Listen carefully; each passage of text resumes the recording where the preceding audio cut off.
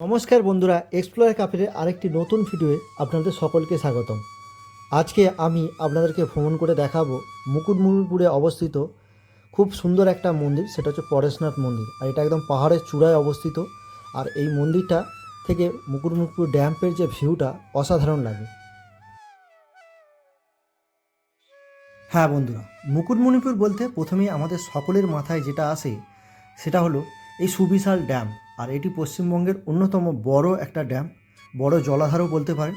হ্যাঁ, মুকুটমণিপুরে এই যে ড্যাম, কংসাবতী নদীর যে নীল জল, সেটা দেখতে তো অসাধারণ লাগে। সেই সঙ্গে সূর্যাস্তের সময় সূর্যের যে লাভা এই জলের মধ্যে পড়ে, একদম মনে হবে যেন গোল্ডেন পরীরা নৃত্য করছে আপন তালে এই ড্যাম্পের জলের উপরে। দেখুন, দেখতেই পাচ্ছেন, এক ঝলক আমি দেখাচ্ছি আপনাদেরকে। খুবই অসাধারণ লাগে, সত্যি বলছি বন্ধুরা। শহরের কোলাহল থেকে বেরিয়ে এলে এখানে যদি কিছুক্ষণ সময় আপনি কাটান, একটা উইকেন্ড যদি কাটান, অসাধারণ লাগবে।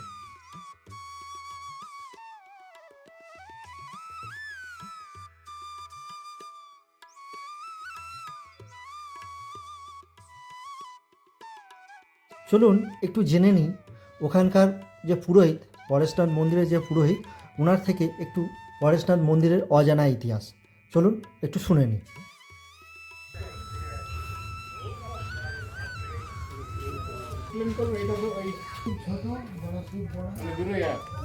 আর এইটা কিসের সূর্যদেব? আর ওইটা হ্যাঁ বিষ্ণু। হ্যাঁ, এটা বিষ্ণু। কাল ভৈরব।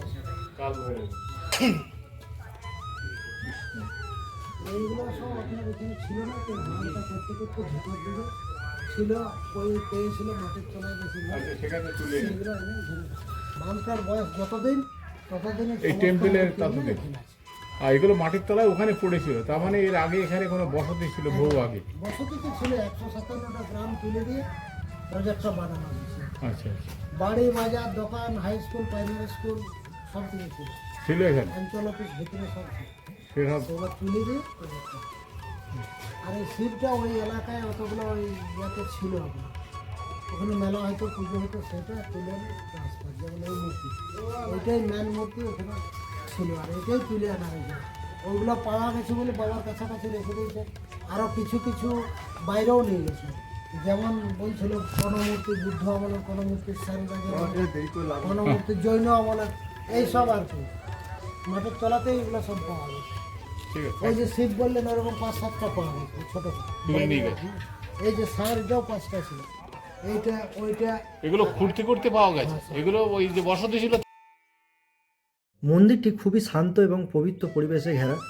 ভগবান শিবের এই মন্দির থেকে কংসাবতী ড্যাম্পের একটা প্যানোরামা ভিউ খুব সুন্দর লাগে। দেখুন, আমি দেখাচ্ছি জুম করে এক ঝলক।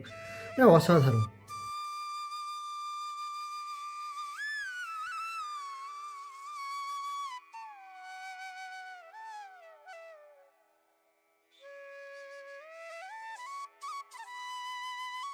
বন্ধুরা, যদি কখনো মুকুটমণিপুর আসেন, তাহলে বিকেলের দিকে এই পরেশনাথ মন্দির থেকে মুকুটমণিপুর ড্যাম্পের যে প্যানোরামিক ভিউ আর সূর্যাস্তের যে দৃশ্যটা, ওটা অবশ্যই এখান থেকে এক ঝলক উপভোগ করবেন।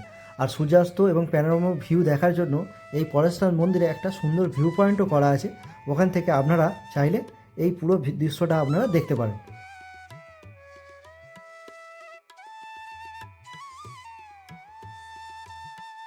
যদি খুব আর্লি মর্নিং আসেন, তাহলে চেষ্টা করবেন এই ড্যাম্পের ওপর থেকে একটু হাঁটার, খুবই সুন্দর লাগে।